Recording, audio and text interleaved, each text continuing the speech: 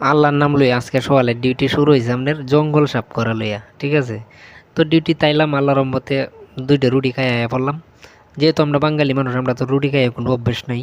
তা আমরা মনে করেন যে প্রায় একটা রুটি 2টা রুটি এরকমভাবে খাই, বেশি একটা রুটি খাইতারি না।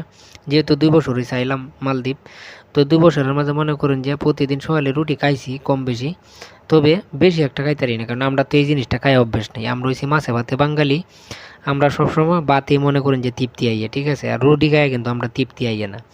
তো আজকে এই জায়গা এই জঙ্গল সাফ করাইতেছে।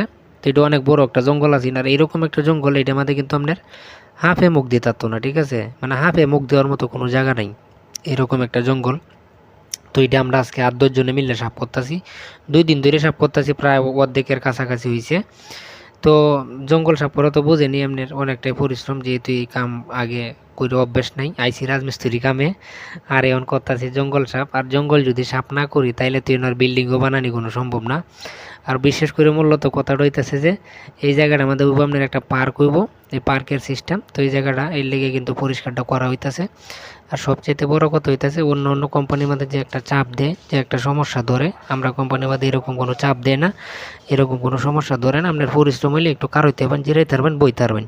কিন্তু চাইনা একটা কোম্পানি আছে, এটার মাঝে আপনি 1 মিনিটও জিরানির কোনো সুযোগ নেই, আলহামদুলিল্লাহ।